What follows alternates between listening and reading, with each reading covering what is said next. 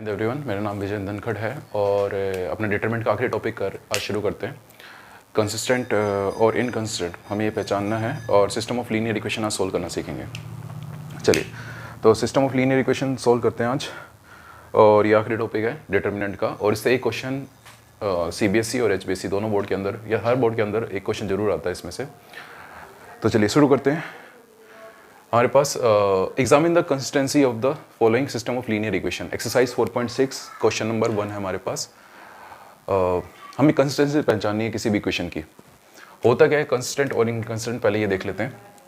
आपके पास ऐसी equation given होंगी, ये मेरे पास एक्स और वाई, मेरे पास दो वेरिएबल में इक्वेशन सारी की सारी।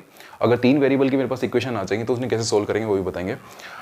सबसे पहले काम आपका क्या होगा, इसमें आपके पास आपको ए मैट्रिक्स लिखनी पड़ेगी। अगर आपके पास ऐसी इक्वेशन गिवन होगी तो सबसे पहले आपको 3 मैट्रिक्स बनानी पड़ेंगी। यहाँ पे मैट्रिक्स ए, मैट्रिक्स एक्स और मैट्रिक्स बी। आपको 3 मैट्रिक्स लिखनी होंगी। जनरली हम ए से डिनोट करते हैं, कैपिटल एक्स से डिनोट करते हैं और कैपिटल बी से डिनोट करते हैं 3 मैट्रिक्स को। अब ये ए मैट्रिक्स कैसे बनती है वो देखना ध्यान से। मेरे पास ए मैट्रिक्स जो मेरे पास होगी वो कांस्टेंट वैल्यू होंगी या कोफिशिएंट ऑफ एक्स और वाई होंगे। यहाँ पे अगर मेरे पास वेरिएबल z होगा तो एक्स वाई जेड के जो कोफिशिएंट होंगे वो ए मैट्रिक्स बनेंगे उससे। सबसे पहले मेरे पास x का कोफिशिएंट क्या है यहाँ पे 1, y का कोफिशिएंट क्या है यहाँ पे 2। सेकेंड इक्वेशन में मेरे पास x का कोफिशिएंट क्या है 2 और y का कोफिशिएंट क्या है 3। क्लियर है? तो पहली इक्वेशन के जो मेरे पास कोफिशिएंट होंगे वेरिएबल के, x का कोफिशिएंट, y का कोफिशिएंट, अगर z है तो z का कोफिशिएंट भी लिख देंगे हम। मेरे पास फिलहाल दो वेरिएबल है यहाँ पे x और y, तो उनका मैंने कोफिशिएंट लिख दिया 1 और 2। सिमिलरली मैंने सेकंड इक्वेशन मेरे पास जो है उसका मैंने कोफिशिएंट लिख दिया 2 और 3। क्लियर है? तो मेरे पास ए मैट्रिक्स बन गई। यहाँ से कैपिटल एक्स मैट्रिक्स डिनोट करेगी वेरिएबल को, जो भी मेरे पास वेरिएबल होंगे यहाँ पे उसको डिनोट करेगी कैपिटल एक्स मैट्रिक्स से डिनोट करेंगे। यहाँ पे मेरे पास 2 वेरिएबल हैं, variable X and variable Y. तो एक्स मैट्रिक्स जो होगी वो इन दोनों वेरिएबल को डिनोट करेगी, variable X and Y variable को। अब मेरे पास जो बी मैट्रिक्स होगी, जो ये कांस्टेंट वैल्यू है इक्वल टू के इस साइड, जो कांस्टेंट है मेरे पास इक्वल टू के राइट हैंड साइड, उसको डिनोट करेगी। यहाँ पे है मेरे पास 2 और यहाँ पे है 3। क्लियर है? सबसे पहले मुझे पता होना चाहिए मेरे पास ए, एक्स और बी मैट्रिक्स। अब जनरली ये देखोगे तीनों मैट्रिक्स होंगी, जनरली ये होंगी, हो सकता है इनका नाम भी चेंज कर दें, कोई जरूरी नहीं है। तो मेरे पास ये तीनों मैट्रिक्स मेरे पास है ए, एक्स एंड बी। क्लियर है? चलिए, अब मुझे ये बताना है कि मेरे पास ये जो इक्वेशन गिवन है ये कंसिस्टेंट है या इनकंसिस्टेंट है। मतलब क्या इनका? अगर मैं कंसिस्टेंट की बात करूं तो ध्यान देखना, अगर मेरे पास इक्वेशन है, सिस्टम ऑफ इक्वेशन अगर मेरे पास गिवन है, सिस्टम ऑफ इक्वेशन अगर मेरे पास गिवन है, सिस्टम ऑफ इक्वेशन क्या है मेरे पास? जो भी इक्वेशन आपके पास गिवन है, साफ सीधी बात है मेरे पास, यहाँ पे मेरे पास ये जो इक्वेशन लिखी है इन्हीं को कह रहे हैं सिस्टम ऑफ इक्वेशन। सबसे पहले क्या करना है आपको निकालना है डिटरमिनेंट ए। आपको क्या निकालना है? डिटरमिनेंट ए निकालना है। जो ए मैट्रिक्स आपने बनाई है उसका डिटरमिनेंट निकालना है। अगर डिटरमिनेंट ए जो है वो नॉट इक्वल टू 0 आ जाए, अगर नॉट इक्वल टू 0 आ जाए तो मेरे पास इनवर्स एग्जिस्ट करेगा इस मैट्रिक्स का, इस मैट्रिक्स ए मैट्रिक्स का इनवर्स एग्जिस्ट करेगा और यूनिक सॉल्यूशन मिलेंगे मुझे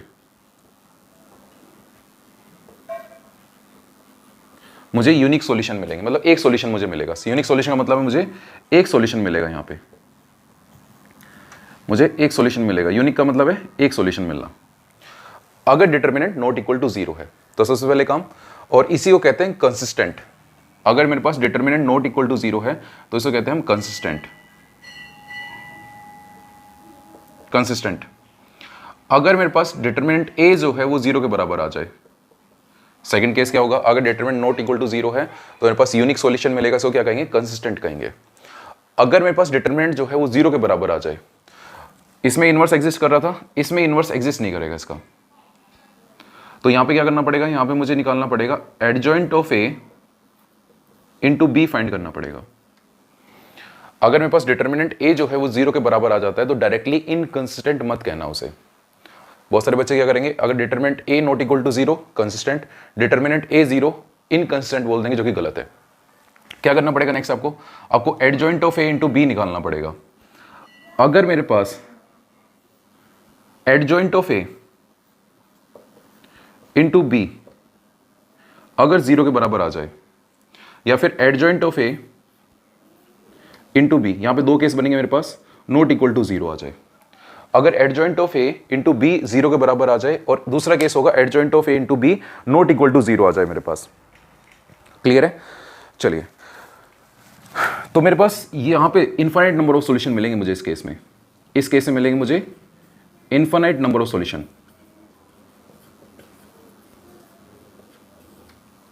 और यहां पे मुझे मिलेगा नो सॉल्यूशन। यहां पे क्या होगा मेरे पास? No solution. बस इसको ध्यान से देख लेना, यही इंपॉर्टेंट है बस इसमें जानने के लिए। अगर मेरे पास अपने 10th क्लास में पढ़ा होगा, जब मेरे पास यूनिक सॉल्यूशन होता है, इनफाइनाइट नंबर ऑफ सॉल्यूशन होते हैं, इन दोनों केसेस को कहते हैं कंसिस्टेंट। इसको भी हम क्या कहते हैं? कंसिस्टेंट कहते हैं। और जब मेरे पास नो सॉल्यूशन आता है तो उस केस को हम कहते हैं इनकंसिस्टेंट।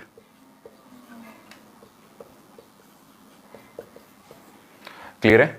तो आपको इनकंसिस्टेंट तब बताना है जब मेरे पास adjoint of A into B not equal to zero आ जाए। अगर adjoint of A into B जो है वो जीरो के बराबर आ जाएगा तो मेरे पास क्या आ जाएगा? इनफाइनाइट नंबर ऑफ सॉल्यूशंस हो जाएंगे। और ये अगर नॉट इक्वल टू जीरो आ गया तो मेरे पास क्या हो जाएगा? अगर नॉट इक्वल टू जीरो आ जाएगा मेरे पास इनकंसिस्टेंट हो जाएगा, और यहाँ पे नो सॉल्यूशन होगा।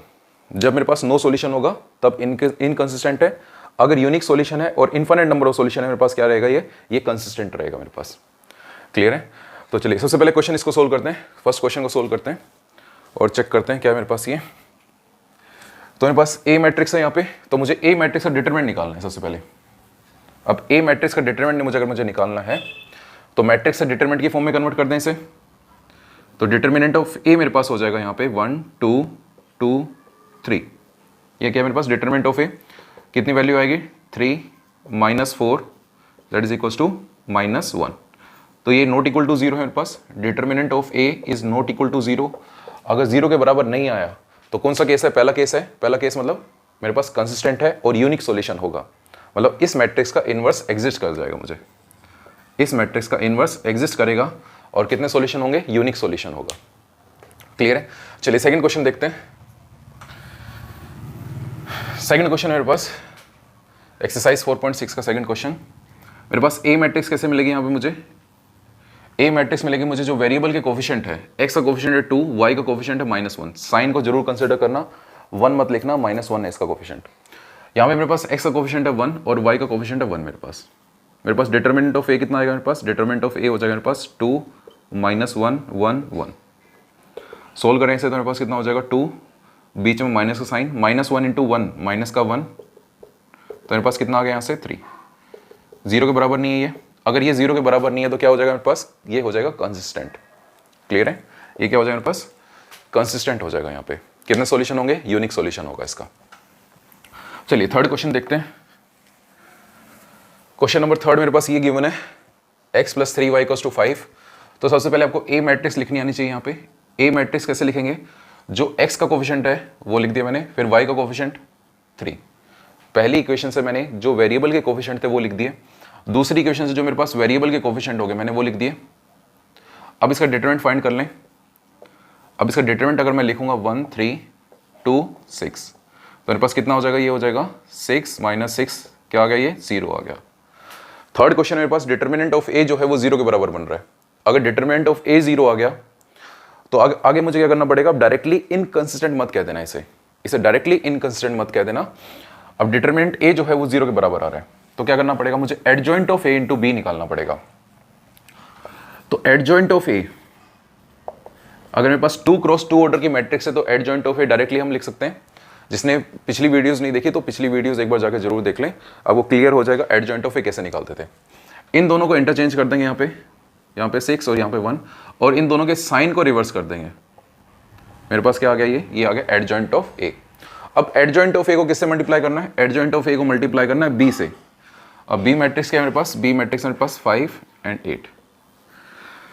क्लियर है? ये मेरे पास बी मैट्रिक्स है, ये मेरे पास एडजॉइंट ऑफ ए है। तो एडजॉइंट ऑफ ए को मल्टीप्लाई करेंगे बी से।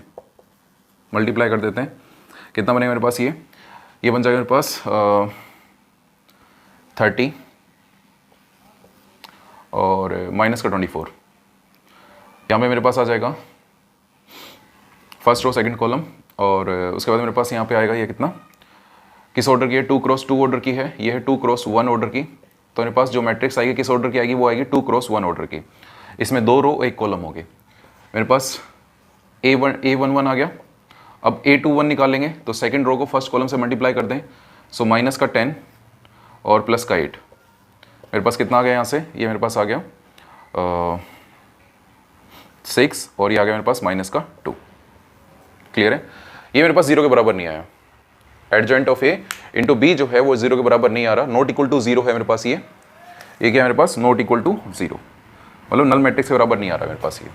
क्लियर है? अगर मेरे पास नल मैट्रिक्स के बराबर नहीं आ रहा तो ये मेरे पास क्या हो जाएगा, इनकंसिस्टेंट हो जाएगा यहाँ पे। Adjoint of A into B जो है अगर वो 0 के बराबर, नल मैट्रिक्स के बराबर नहीं आ रहा मेरे पास, तो मेरे पास क्या हो जाएगा, इनकंसिस्टेंट हो जाएगा ये। तो मेरे पास ये क्या है, ये थर्ड क्वेश्चन जो है मेरे पास, ये इक्वेशन जो गिवन है ये है इनकंसिस्टेंट। क्लियर है? थर्ड क्वेश्चन क्या है मेरे पास, इनकंसिस्टेंट है। तो आपको यहाँ से क्लियर हो गया होगा कैसे मुझे कंसिस्टेंट और इनकंसिस्टेंट पहचानना है। डायरेक्टली मत कह देना इसे इनकंसिस्टेंट, आपके पास हो सकता है ये कंसिस्टेंट भी बन जाए। दोनों केसेस आपको चेक करने। चलिए इसके बाद नेक्स्ट क्वेश्चन नंबर 4 करते हैं। क्वेश्चन नंबर 4 क्या है मेरे पास,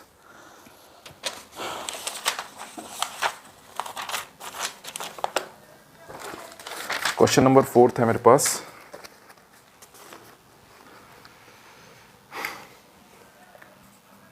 इक्वेशन गिवन है x plus Y plus Z equals to 1, 2x plus 3y plus का 2z equals to 2, ax plus ay plus 2az equals to 4।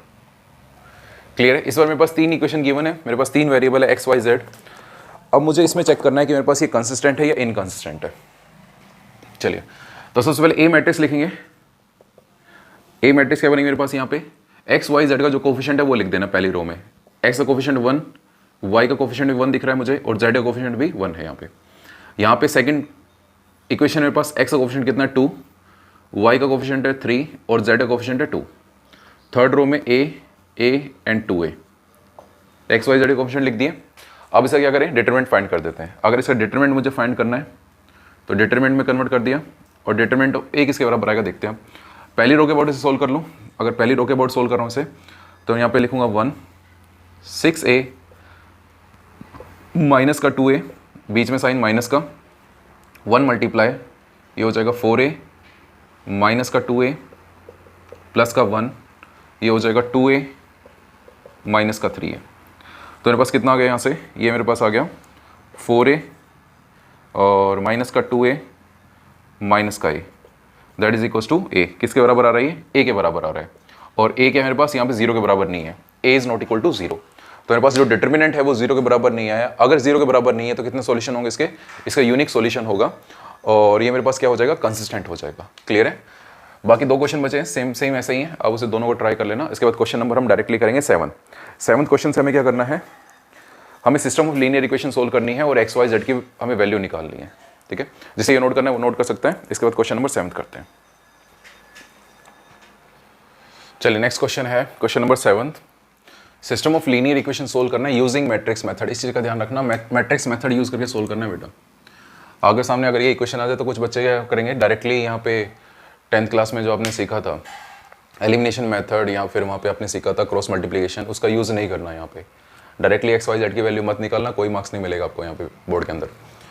ठीक है, तो सबसे पहले क्वेश्चन करते हैं। क्वेश्चन नंबर 7 है मेरे पास।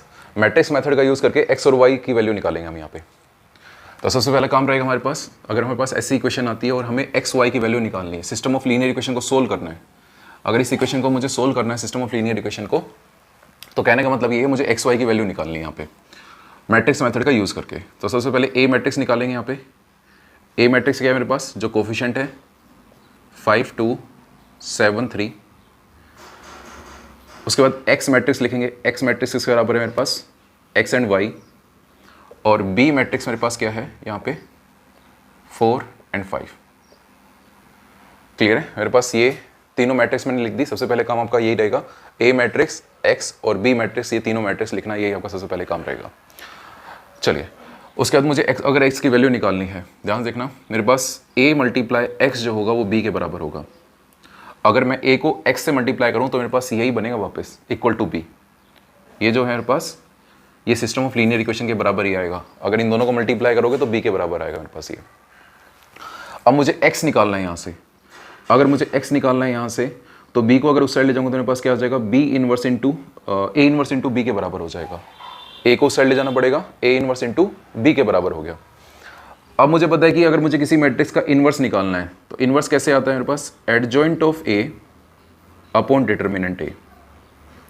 यही क्या होगा मेरे पास, a इनवर्स के बराबर होगा। तो अगर मुझे किसी मैट्रिक्स का इनवर्स निकालना है तो क्या करना पड़ेगा, adjoint of a upon determinant a करना पड़ेगा। तो मुझे a मैट्रिक्स का एडजॉइंट निकालना है सबसे पहले। अगर इस मैट्रिक्स का मुझे एडजॉइंट निकालना है तो एडजॉइंट 2 क्रॉस 2 मैट्रिक्स का बहुत आसान है मेरे पास। इन दोनों एलिमेंट को इंटरचेंज कर देना 3 और 5, और इन दोनों एलिमेंट के साइन को रिवर्स कर देना। रिवर्स करने का मतलब है जो साइन है उसकी पलटी खुआ देना। अगर प्लस का है तो माइनस लगा देना, माइनस है तो प्लस लगा देना।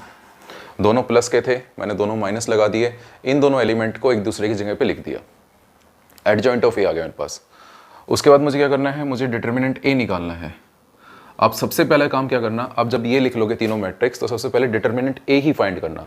सबसे पहले डिटर्मिनेंट ए चेक करना, क्या डिटर्मिनेंट ए जो है वो नॉट इक्वल टू 0 है, तभी उसका इन्वर्स एग्जिस्ट करेगा, अदरवाइज उसका इन्वर्स एग्जिस्ट नहीं करेगा। तो डिटर्मिनेंट ए निकालता हूँ मैं यहाँ पे, मेरे पास आ जाएगा 5 2 7 3।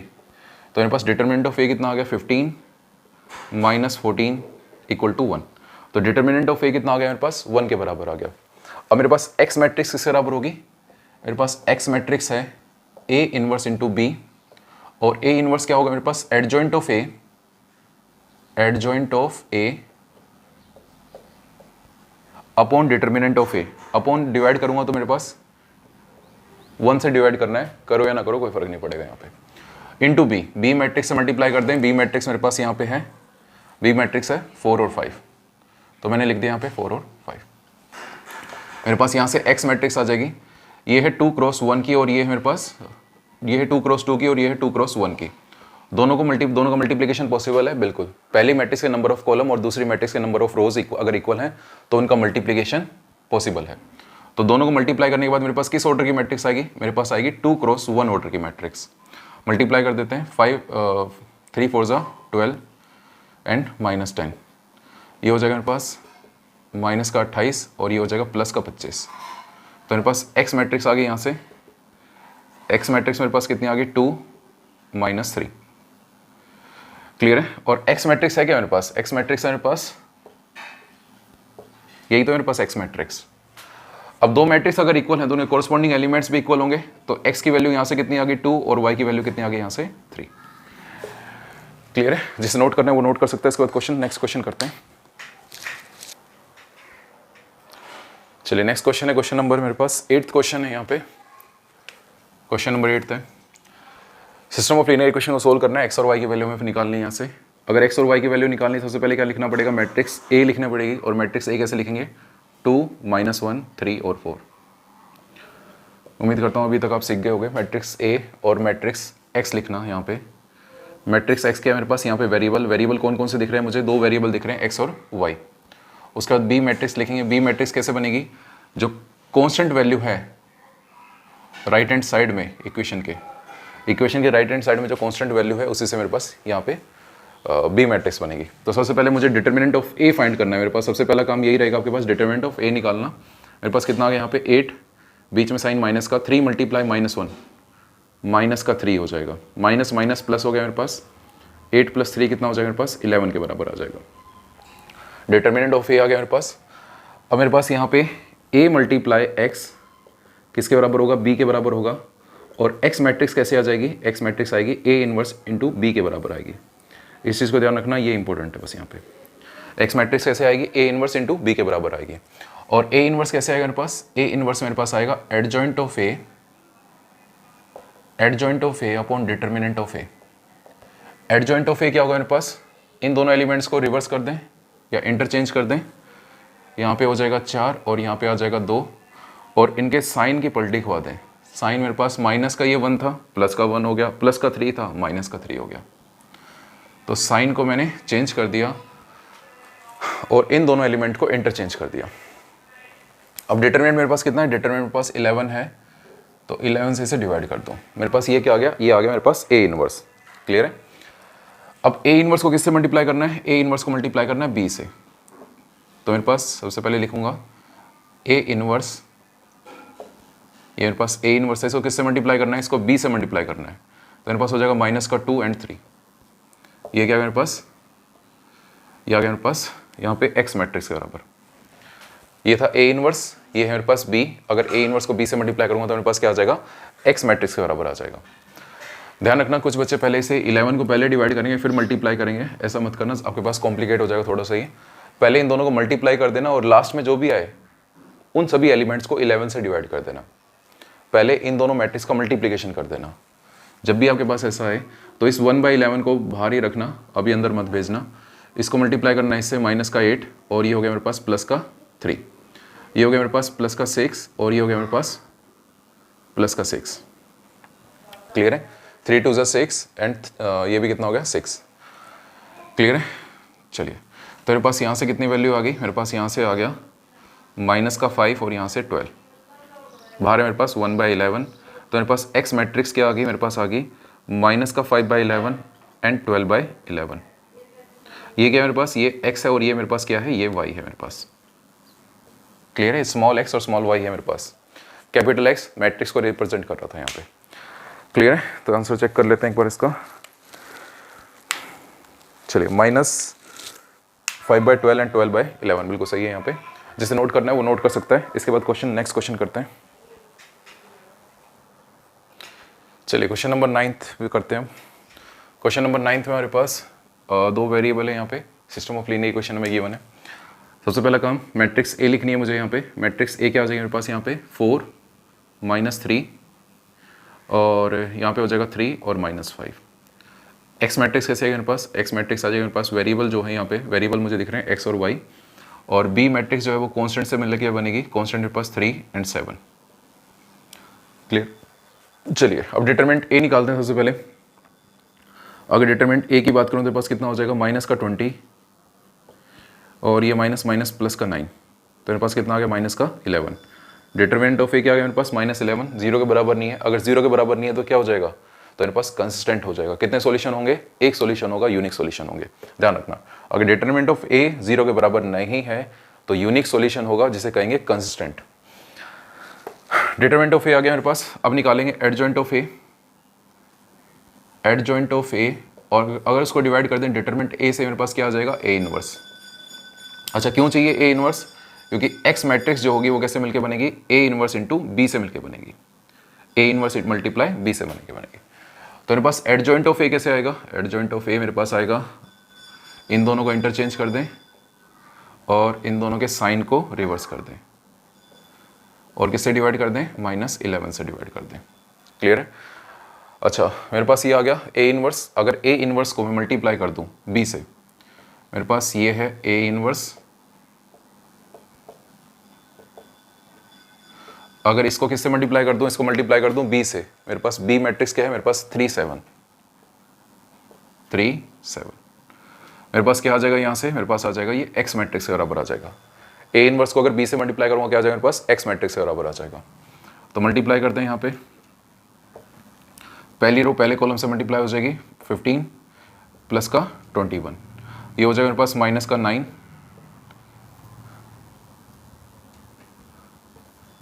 7 चौक 28। क्लियर है। चलिए तो मेरे पास कितना आ गया यहाँ से मेरे पास जो वैल्यू आएगी ये आ गया मेरे पास 6 और यहाँ से मेरे पास आ गया 19। क्लियर है। तो मेरे पास एक्स मैट्रिक्स आ गई माइनस का 6/11 एंड माइनस का 19/11। क्लियर है। मेरे पास x जो है माइनस का 6/11 एंड माइनस का 19/11। क्लियर है। ये मेरे पास x है और ये मेरे पास y है यहाँ पे।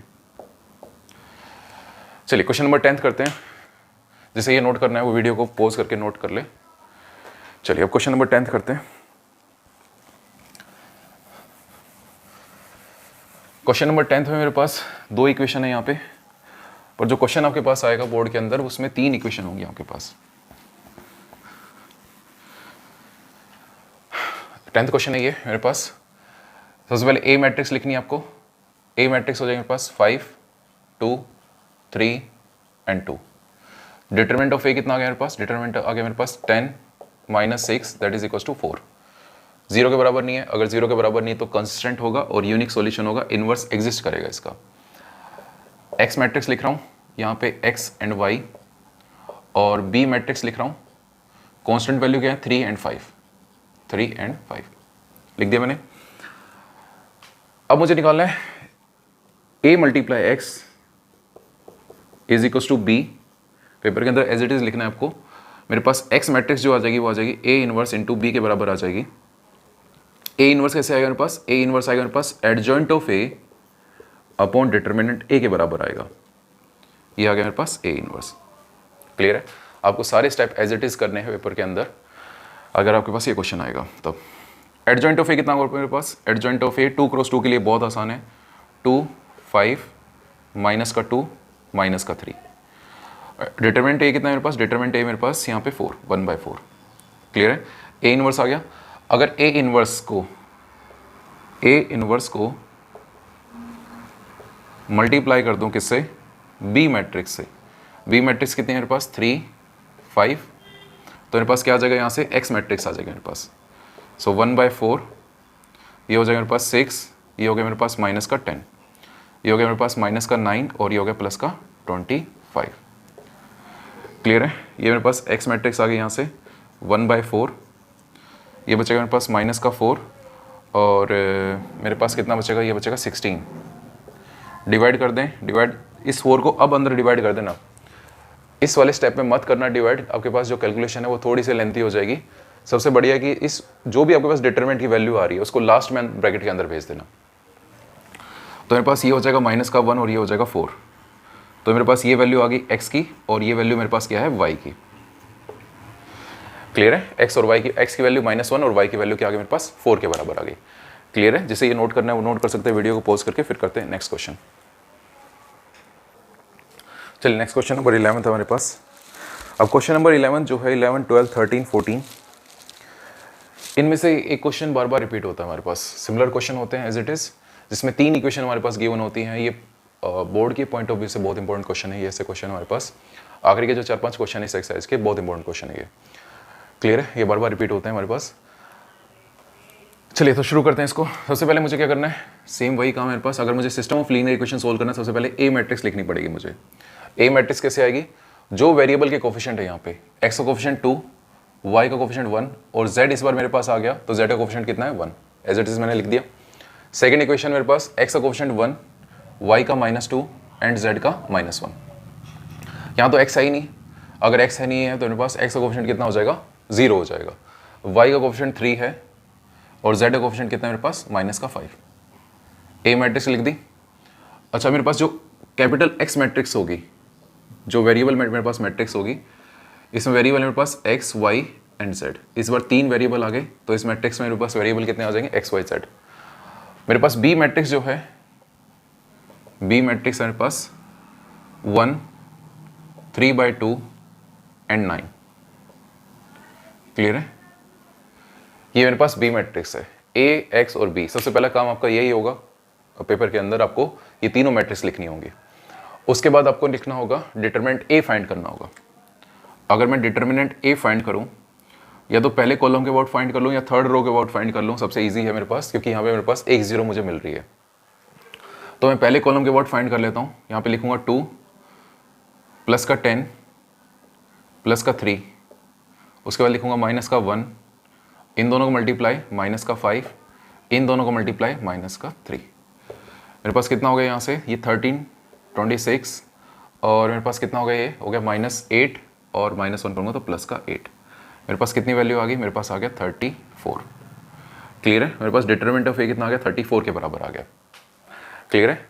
सबसे पहला काम मैट्रिक्स ए लिखना, मैट्रिक्स एक्स और मैट्रिक्स बी लिखना। उसके बाद डिटरमिनेंट ए फाइंड करना, चेक करना क्या कहीं डिटरमिनेंट ए 0 के बराबर तो नहीं आ रहा। अगर 0 के बराबर डिटरमिनेंट आ जाएगा तो उसका इनवर्स जो है एग्जिस्ट नहीं करेगा, मेरे पास सॉल्यूशन मैं फाइंड नहीं कर सकता। Determinant of A not equal to 0 आ रहा है, तो मैं एक्स वाई जेड की वैल्यू फाइंड कर सकता हूं, क्योंकि यूनिक सॉल्यूशन होगा इसलिए। अगला काम क्या होगा मेरे पास? अगला काम होगा मुझे मैट्रिक्स कैसे लिखी जाएगी? a मल्टीप्लाई एक्स जो होगा वो b के बराबर होगा। a मल्टीप्लाई एक्स जो होगा किसके बराबर होगा? b के बराबर होगा। x जो है a इनवर्स इंटू b के बराबर होगा। एक्स जो होगा ए इनवर्स इंटू बी के बराबर होगा। और ए इनवर्स कैसे आएगा मेरे पास, ए इनवर्स मेरे पास यहाँ से आएगा adjoint of A upon determinant of A. Adjoint of A upon determinant A जो होगा मेरे पास क्या आ जाएगा, ए इनवर्स के बराबर आ जाएगा। क्लियर है? एडजॉइंट ऑफ ए निकालना है। एडजॉइंट ऑफ ए कैसे आता है, एडजॉइंट ऑफ ए मेरे पास जो होता है वो ट्रांसपोज ऑफ कोफैक्टर मैट्रिक्स होता है। ट्रांसपोज ऑफ कोफैक्टर मैट्रिक्स, याद है आपको? लास्ट क्लास में हमने किया था ट्रांसपोज ऑफ कोफैक्टर मैट्रिक्स। तो सबसे पहले मुझे ए मैट्रिक्स का मुझे कोफैक्टर मैट्रिक्स लिखनी पड़ेगी। यहाँ से कोफैक्टर मैट्रिक्स लिखनी है मुझे, थोड़ा सा मिटा देते हैं यहाँ पे। डिटर्मिनेंट ऑफ ए मेरे पास 34 है, इस साइड में लिख देते हैं यहाँ पे। डिटर्मिनेंट ऑफ ए जो मेरे पास है वो आया 34 के बराबर। अब एक काम करते हैं, सबसे पहले हम लिखते हैं कोफैक्टर मैट्रिक्स। तो कोफैक्टर मैट्रिक्स के लिए सबसे पहले कैपिटल A11, कैपिटल A11 कैसे आएगा मेरे पास, इन दोनों को मल्टीप्लाई कर दें। A11 पहली रो को हाइड कर लेना, पहले कॉलम को हाइड कर लेना। अब मेरे पास जो एलिमेंट बच गए इन दोनों की मल्टीप्लाई माइनस इन दोनों की मल्टीप्लाई, तो मेरे पास हो गया यहाँ से 10, ये हो गया 10 माइनस का साइन बीच में, 3 मल्टीप्लाई -1 माइनस का 3 माइनस माइनस प्लस हो गया 13 मेरे पास आ गया। जो डायगोनल एलिमेंट होंगे सेम साइन रहेगा, उसके साइन में कोई चेंज नहीं आएगा मेरे पास। उसके बाद A12 लिखेंगे। अगर A12 मेरे पास है, अगर A12 मुझे फाइंड करना है तो कितना हो जाएगा, 5 मल्टीप्लाई -5 माइनस का और 0 मल्टीप्लाई 0 रहेगा। ये डायगोनल एलिमेंट नहीं है मेरे पास। अगर नॉन डायगोनल एलिमेंट है तो जो भी आपके पास साइन आए उसका रिवर्स कर देना, उसका उल्टा कर देना। माइनस का 5 आ रहा है, मैं प्लस का 5 कर दूंगा ऐसे। क्लियर है? उसके बाद A13 लिखेंगे। A13 कैसे आएगा, ये मेरे पास A13। अगर मुझे इसका कोफैक्टर निकालना है तो इस वाले कॉलम को छुपा लेना और इस वाली रो को छुपा लेना। जो एलिमेंट बच गया आपके पास 3 मल्टीप्लाई 1 3, 0 मल्टीप्लाई 2 0 ही आएगा, लिखने की कोई जरूरत नहीं है। डायगोनल एलिमेंट था इसलिए जो साइन आएगा सेम रहेगा, उसमें कोई चेंज नहीं आएगा। नेक्स्ट मेरे पास है, ये मेरे पास तीनों आगे। उसके बाद निकाल रहे हैं A21, A21 ये है मेरे पास। तो सेकेंड रो को हाइड कर लेना और फर्स्ट कॉलम को हाइड कर लेना। -5 मल्टीप्लाई 1 माइनस का 5, बीच में साइन माइनस का, 3 मल्टीप्लाई 1 3, मेरे पास कितना आ गया, माइनस का 8 आ गया। क्या ये डायगोनल एलिमेंट है मेरे पास? नहीं, ये वाला डायगोनल एलिमेंट नहीं है। तो जो भी साइन आए उसका रिवर्स कर देना, उल्टा कर देना। मेरे पास माइनस का 8 आया, मैं क्या कर दूंगा, प्लस का 8 कर दूंगा। उसके बाद A22 निकालेंगे। अगर A22 निकालना है, ये वाला एलिमेंट है मेरे पास, इसका कोफैक्टर निकालना है तो इस वाली रो को हाइड कर लेना, इस वाले कॉलम को हाइड कर लेना। -5 मल्टीप्लाई 2 माइनस का 10, बीच में साइन माइनस का, 0 मल्टीप्लाई 1 0 ही रहेगा, कोई लगाने की जरूरत नहीं है यहाँ पे मुझे। मेरे पास डायगोनल एलिमेंट है तो प्लस सेम जो साइन था वही रहेगा एज इट इज, कोई चेंज नहीं आएगा इसमें। उसके बाद निकालते हैं A23। A23 अगर निकाल रहा हूँ मैं तो इस वाली रो को हाइड कर लूंगा, इस वाले कॉलम को हाइड कर लूंगा। 3 मल्टीप्लाई 2 कितना हो जाएगा, 6, 0 मल्टीप्लाई 1 0 ही रहेगा, कोई लिखने की जरूरत नहीं है यहाँ पे मुझे। अब मेरे पास ये नॉन डायगोनल एलिमेंट है मेरे पास, ये डायगोनल एलिमेंट नहीं है। तो जो भी साइन आए उसका रिवर्स कर देना, उल्टा कर देना, माइनस का 6 कर देना। क्लियर है? प्लस का आया था, उल्टा करूंगा साइन कौन सा आ जाएगा मेरे पास, माइनस का 6 आ जाएगा। चलिए अब नेक्स्ट बात करते हैं A31 की। इसे ध्यान से समझ लेना, अगर आपने एक क्वेश्चन समझ लिया बाकी क्वेश्चन आपसे सारे सिमिलर हैं, सेम क्वेश्चन है, हो जाएंगे आपसे। कोफैक्टर देख लेना ध्यान से, अगर जिसने कोफैक्टर वाली वीडियो नहीं देखी, कोफैक्टर वाली वीडियो जरूर देख लेना। अगर नहीं भी देखी तो यहाँ समझ लेना, यहाँ भी आपको समझ में आ जाएगा। अगर A31 की बात करूँ, A31 मेरे पास ये एलिमेंट है, -1 मल्टीप्लाई 1 माइनस का 1, बीच में साइन माइनस का, -2 मल्टीप्लाई 1 माइनस का 2, माइनस पहले था तो माइनस माइनस क्या हो गया, प्लस हो गया। तो मेरे पास कितना आ गया यहाँ से, 1 के बराबर आ गया। डायगोनल एलिमेंट है, साइन में कोई चेंज करने की जरूरत नहीं है, जो आया एज इट इज रहेगा। A32, अगर A32 की बात करूंगा, ये एलिमेंट है मेरे पास, इस वाले कॉलम को हाइड कर लूंगा, इस वाली रो को हाइड कर लूंगा। अब कौन सा एलिमेंट दिख रहे हैं, -1 मल्टीप्लाई 2 माइनस का 2, बीच में साइन माइनस का, उसके बाद 1 मल्टीप्लाई 1 मेरे पास कितना आ गया, माइनस का 3। अच्छा, क्या ये एलिमेंट डायगोनल एलिमेंट है? नहीं, ये डायगोनल एलिमेंट नहीं है। तो जो साइन आया उसका रिवर्स कर देना, उल्टा कर देना। उसके बाद A33 क्या है मेरे पास, ये वाला, इस वाले कॉलम को और इस वाली रो को हाइड कर लेना। -2 मल्टीप्लाई 2 माइनस का 4, बीच में साइन माइनस का, 1 मल्टीप्लाई 1 रहेगा मेरे पास, तो कितना आ गया, माइनस का 5। मेरे पास सारे के सारे कोफैक्टर आ चुके हैं यहाँ पे। तो मेरे पास कोफैक्टर मैट्रिक्स यहाँ पे लिखता हूँ। बी मैट्रिक्स को थोड़ी देर के लिए मिटा देता हूँ यहाँ पे।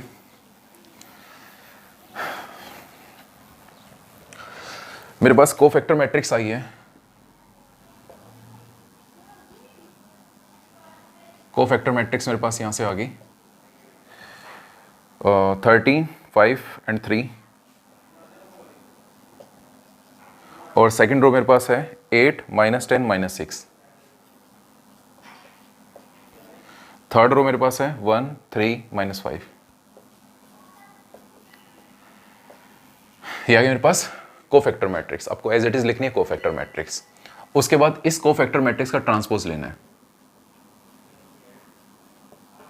इस मैट्रिक्स का क्या करना है, ट्रांसपोज लेना है। और ट्रांसपोज लेने के बाद मेरे पास क्या आ जाएगा, ट्रांसपोज लेने के बाद मेरे पास एडजॉइंट ऑफ ए आ जाएगा। यहां तक क्लियर सबको?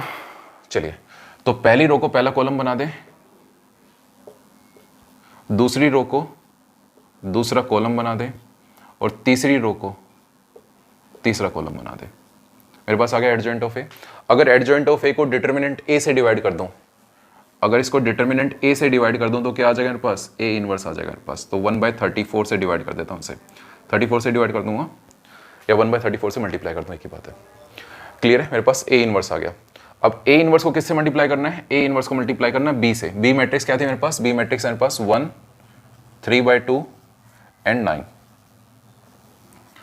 यहाँ तक क्लियर है सबको? चलिए इसे थोड़ा इरेज कर देता हूँ, यहाँ पे दोनों को मल्टीप्लाई करके लिखना पड़ेगा मुझे मैट्रिक्स को, तो इस वाले पार्ट को इरेज कर देता हूँ।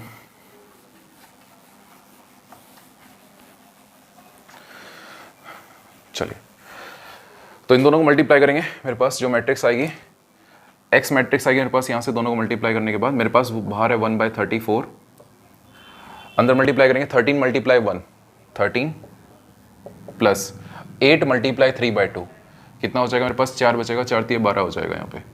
1 × 9, 9 रहेगा मेरे पास।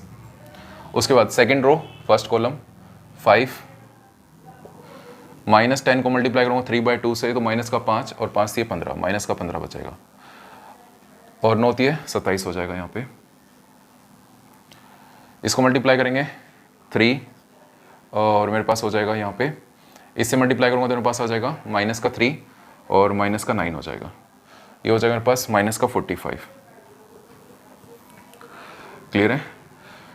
चलिए इनको ऐड करते हैं, मेरे पास कितना हो जाएगा, ये हो जाएगा मेरे पास 25, 34। इनको ऐड कर देना, मेरे पास बचेगा माइनस का 10 और 17।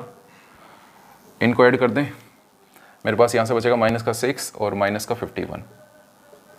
क्लियर है? तो मेरे पास यहाँ से जो मैट्रिक्स आई है 34, 17 एंड माइनस का 51, किससे डिवाइड करना है, 34 से डिवाइड करना है। मेरे पास एक्स मैट्रिक्स आ जाएगी, अंदर डिवाइड कर दें, मेरे पास आ गया 1, 1/2 एंड माइनस का 3/2। क्लियर है? ये मेरे पास वैल्यू आ गई एक्स की वैल्यू लिख देना पेपर के अंदर 1, वाई की वैल्यू मेरे पास आई 1/2 एंड जेड की वैल्यू मेरे पास क्या आई है, माइनस का 3/2। यही आपका आंसर रहेगा। ये कंप्लीट सॉल्यूशन था क्वेश्चन नंबर 11 का। अगर पेपर के अंदर आपको आता है तो एज इट इज़ आपको कर आना है। क्लियर है? चलिए, जिसे ये नोट करना है वो नोट कर सकते हैं, बाकी आगे करते हैं। चलिए नेक्स्ट क्वेश्चन नंबर 12 है। क्वेश्चन नंबर 12 भी सेम एग्जैक्टली मेरे पास ऐसा ही है। सबसे पहले क्या करेंगे, ए मैट्रिक्स लिखेंगे पेपर के अंदर, एज इट इज आपको लिखना है, कोई चेंज नहीं करना है यहाँ पे। एक्स का कोफिशिएंट 1, वाई का कोफिशिएंट -1, जेड का कोफिशिएंट 1, एक्स का कोफिशिएंट 2, 1, -3, 1, 1, 1। ए मैट्रिक्स लिख दी यहाँ पे। उसके बाद लिखना है आपको X matrix, variable X, Y, Z, ये तीनों आपको फाइंड करने हैं। उसके बाद आपको बी मैट्रिक्स लिखनी है। बी मैट्रिक्स है 4, 0 एंड 2। पहला काम ये रहेगा आपका। उसके बाद क्या करना है आपको, डिटर्मिनेंट ऑफ ए फाइंड करना है। डिटर्मिनेंट ऑफ ए कैसे आएगा मेरे पास, किसी के अबाउट सोल्व कर लो, क्योंकि यहाँ पे कोई जीरो नहीं है मेरे पास, तो किसी के अबाउट भी सोल्व कर लेते हैं। पहली रो के अबाउट ही सोल्व कर लेते हैं। तो कितना हो जाएगा, 1 प्लस का 3। जिसको डिटरमिनेंट सोल्व करना नहीं आता वो स्टार्टिंग वाली वीडियो जरूर जाके देखें। कुछ बच्चे ऐसे होंगे जिन्हें डिटरमिनेंट नहीं आता होगा, तो डिटरमिनेंट अच्छे से पहले जाके सीख लें। यहाँ पे साइन आएगा मेरे पास माइनस का, ये माइनस ऑलरेडी था तो माइनस माइनस मेरे पास प्लस हो जाएगा। 2 × 1 2, बीच में साइन माइनस का। 3 × -1 मेरे पास कितना हो जाएगा, माइनस का माइनस माइनस प्लस, ये मेरे पास 1 है यहाँ पे। उसके बाद 2 - 1, तो मेरे पास आ गया 4, ये हो गया मेरे पास प्लस का 5 और ये हो गया मेरे पास 1, तो मेरे पास कितना आ गया 10। डिटर्मिनेंट ऑफ ए कितना आ गया मेरे पास 10 के बराबर आ गया। स्पेस थोड़ा सा कम है इसलिए इसे साइड कर देते हैं। डिटर्मिनेंट ऑफ ए जो मेरे पास है वो 10 के बराबर है, तो इसका एक साइड लिख लेते हैं, determinant of A is equal to 10।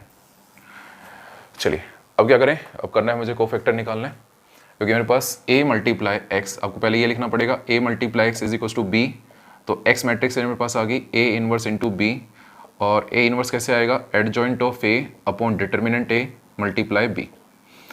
तो मेरे पास डिटर्मिनेंट a आ चुका है, एडजॉइंट ऑफ a निकालना है। एडजॉइंट ऑफ a कैसे आएगा, कोफैक्टर मैट्रिक्स का ट्रांसपोज, तो कोफैक्टर सबसे पहले कोफैक्टर मैट्रिक्स लिखें, पहली रो को ऐड कर ले पहले कॉलम को, 1 मल्टीप्लाई 1 1, माइनस का बीच में साइन आएगा मेरे पास, कितना हो जाएगा माइनस का 3, माइनस माइनस प्लस हो गया।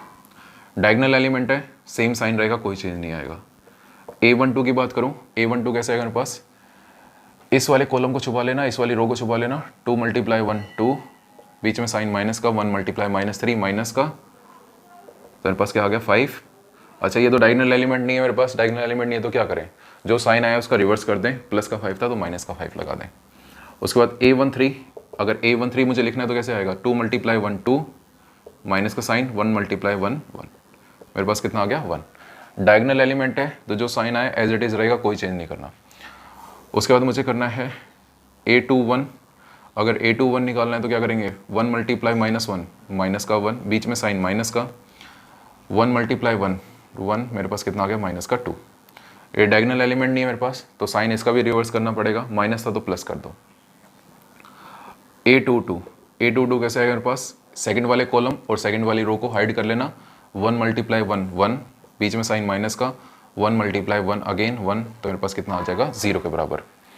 उसके बाद a23 की बात करें, a23 कैसे आएगा मेरे पास, 1 मल्टीप्लाई 1, बीच में साइन माइनस का, 1 multiply minus 1 minus 1, minus minus plus हो गया, मेरे पास कितना आ गया 2 आ गया। क्लियर है। अब बात करते हैं a31 की, अगर a31 की बात करूँगा तो मेरे पास कितना आ जाएगा 3, बीच में साइन माइनस का, 1 मल्टीप्लाई 1 1, मेरे पास कितना आ गया 2। डायगोनल एलिमेंट है, कोई साइन में चेंज नहीं आएगा, एज इट इज़ रहेगा मेरे पास। क्लियर है। अच्छा मेरे पास a23 जो था, a23 मेरे पास कैसे आया था, ये 1, और जो भी साइन आएगा उसका रिवर्स जरूर करना है मुझे यहाँ पे। क्लियर है, नॉन डायगोनल एलिमेंट था मेरे पास ये। उसके बाद a32 की बात करूँ, -3, क्लियर है, और ये क्या हो जाएगा मेरे पास माइनस का 2, -5 आ गया। अब मेरे पास डायगोनल एलिमेंट नहीं है तो मेरे पास जो भी आंसर आएगा फाइनल उसका रिवर्स कर देना, साइन चेंज कर देना। a33 की बात करें, a33 कैसे आएगा मेरे पास, a33 जो है 1, बीच में साइन माइनस का, ये कितना हो जाएगा माइनस का 2, मतलब प्लस का 2, कितना आ गया मेरे पास 3। क्लियर है। तो यहाँ से कोफैक्टर मैट्रिक्स लिख देते हैं। कोफैक्टर मैट्रिक्स मेरे पास आ गई, कोफैक्टर मैट्रिक्स मेरे पास 4 -5 1 2 0 -2 2 5 एंड 3, ये मेरे पास कोफैक्टर मैट्रिक्स आ गई। लिख दी मैंने कोफैक्टर मैट्रिक्स। उसके बाद इस मैट्रिक्स का ट्रांसपोज ले लें, अगर इस मैट्रिक्स का ट्रांसपोज अगर ले लें तो मेरे पास क्या आ जाएगा, एडजॉइंट ऑफ ए आ जाएगा। तो पहली रो जो थी पहला कॉलम बन गई, और दूसरी रो जो है दूसरा कॉलम, और तीसरी रो तीसरा कॉलम, ये मेरे पास आ गया एडजॉइंट ऑफ ए। यही मेरे पास एडजॉइंट ऑफ ए। इसको किससे डिवाइड कर दूं, डिटरमिनेंट ए से। डिटरमिनेंट ए कितना था मेरे पास, डिटरमिनेंट ए था मेरे पास 10, तो 10 से इसे मैंने डिवाइड कर दिया, मेरे पास क्या आ गया इनवर्स ऑफ ए। क्लियर है। एडजॉइंट ऑफ ए को डिटरमिनेंट ए से डिवाइड कर दूंगा, मेरे पास क्या आ जाएगा, एडजॉइंट ऑफ ए आ जाएगा। अगर किससे मल्टीप्लाई कर दें, इसे मल्टीप्लाई कर दें बी से, adjoint of A upon determinant A multiply B, क्योंकि ये ए इनवर्स है, मल्टीप्लाई बी कर दें। बी मेरे पास है 4 0 2, तो मल्टीप्लाई कर दें इसे यहाँ पे। तो पहली रो पहला कॉलम 16 0 4, ये हो जाएगा माइनस का 20 0 10 4 0 6, बार कितना है 1/10, मेरे पास कितना आ गया यहाँ से, ये आ गया मेरे पास 20, ये आ गया मेरे पास माइनस का 10, और ये आ गया मेरे पास 10। किससे डिवाइड करूँ, 10 से डिवाइड कर दूँ। अगर 10 से डिवाइड करूँगा तो वैल्यू कितनी आ जाएगी यहाँ से, ये आ जाएगा 2, ये आ जाएगा माइनस का 1, और ये आ जाएगा 1। तो मेरे पास x की वैल्यू कितनी आ गई यहाँ से, मेरे पास x की वैल्यू आ गई 2, y की वैल्यू मेरे पास आ गई यहाँ से -1, और z की वैल्यू मेरे पास आ गई 1। क्लियर है। जिसे नोट करना है वो नोट कर सकते हैं वीडियो को रोक के। इसके बाद क्वेश्चन नंबर 13 करेंगे। नेक्स्ट क्वेश्चन इंपॉर्टेंट क्वेश्चन था ये, ध्यान रखिए। चलिए नेक्स्ट क्वेश्चन नंबर 13 करते हैं। सिमिलर क्वेश्चन है ये भी हमारे पास। सबसे पहले मैट्रिक्स ए लिखनी पड़ेगी हमें। मैट्रिक्स ए मेरे पास यहाँ पे है 2 3 3, ये है 1 -2 1, ये है 3 -1 और -2। ए मैट्रिक्स लिख दिया आपने। उसके बाद मैट्रिक्स एक्स और मैट्रिक्स बी आपको सिमिलर लिखनी पड़ेगी। उसके बाद क्या करते हैं हम, उसके बाद हम यहाँ पे करेंगे हम इसका डिटर्मिनेंट ए फाइंड करेंगे। डिटर्मिनेंट ए क्या है मेरे पास, पहली रो के वर्ड सोल्व कर लूँ। सो 2 मेरे पास कितना हो जाएगा 4 माइनस माइनस प्लस, प्लस का 1 माइनस का 3, उसके बाद मेरे पास हो गया माइनस का 2 माइनस का 3, फिर प्लस का 3 लिखेंगे, उसके बाद माइनस का 1 और प्लस का 6। मेरे पास कितना हो गया 10, ये हो गया माइनस का 5 प्लस का 15 और मेरे पास 5 3 15। तो मेरे पास कितना आ गया determinant of A, determinant of A मेरे पास आ गया 40। डिटर्मिनेंट ऑफ ए मेरे पास आ गया 40। इसको एक साइड लिख लेते हैं यहाँ पे। डिटर्मिनेंट ऑफ ए जो है 40 के बराबर आ गया मेरे पास। डिटर्मिनेंट ऑफ ए 40 के बराबर आ गया। उसके बाद मुझे पता है एक्स मैट्रिक्स कैसे आएगी। एक्स मैट्रिक्स आएगी मेरे पास ए इनवर्स मल्टीप्लाई बी के बराबर आएगी। क्लियर है। एक्स मैट्रिक्स आएगी मेरे पास ए इनवर्स मल्टीप्लाई बी के बराबर आएगी। ए इनवर्स कैसे आएगा, ए इनवर्स आएगा मेरे पास adjoint of A upon determinant A. Adjoint of A upon determinant A के बराबर आएगा। तो एडजॉइंट ऑफ ए निकालते हैं यहाँ पे। एडजॉइंट ऑफ ए के लिए सबसे पहले कोफैक्टर मैट्रिक्स लिखेंगे। A11 कैसे आएगा मेरे पास, पहली रो पहले कॉलम को हाइड कर लें, प्लस का 4 प्लस का 1 मेरे पास 5 आ गया। A12 कैसे आएगा, A12 आएगा मेरे पास माइनस का 2 माइनस का 3 माइनस का 5 आएगा। डायगोनल एलिमेंट नहीं है तो साइन रिवर्स कर देंगे तो प्लस का 5 हो जाएगा। A13 निकालेंगे। A13 कैसे आएगा, माइनस का 1 और ये हो जाएगा मेरे पास प्लस का 6, तो मेरे पास कितना आ गया 5।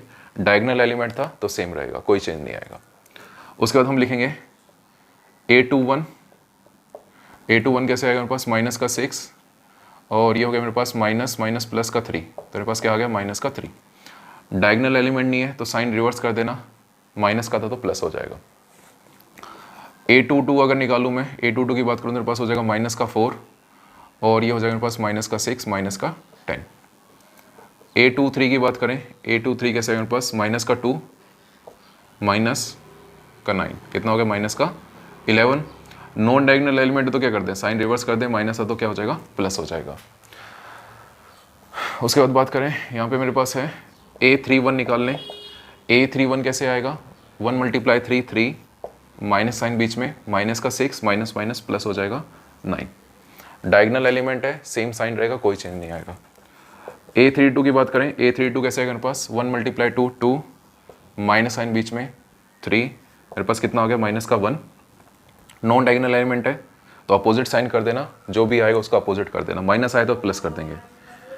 A33 की बात करूँ, A33 कैसे आएगा, 2 × -2 माइनस का 4 3, मेरे पास कितना आ गया माइनस का 7, सेम साइन रहेगा मेरे पास। कोफैक्टर मैट्रिक्स लिख दें यहाँ पे। कोफैक्टर मैट्रिक्स मेरे पास कितनी आ गई 5 5 5 और मेरे पास आ गई 3 -10 एंड 11 और 9 1 एंड -7। ये मेरे पास आ गई कोफैक्टर मैट्रिक्स।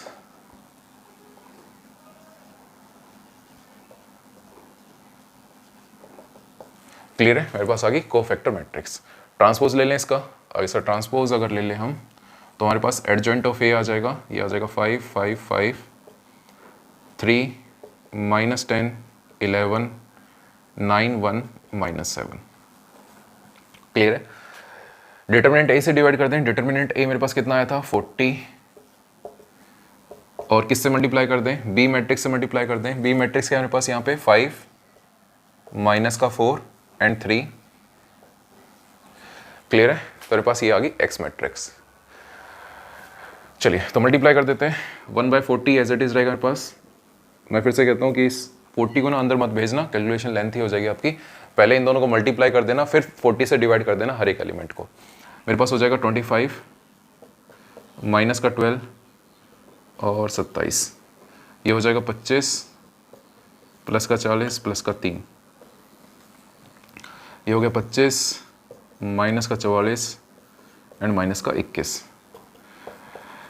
इसको सोल्व करें, मेरे पास ये हो गया यहाँ से कितना बचेगा 13, 40 हो गया ये। अच्छा ये मेरे पास कितना हो जाएगा, ये हो गया मेरे पास 65 और 63 68, यही आएगा मेरे पास यहाँ पे।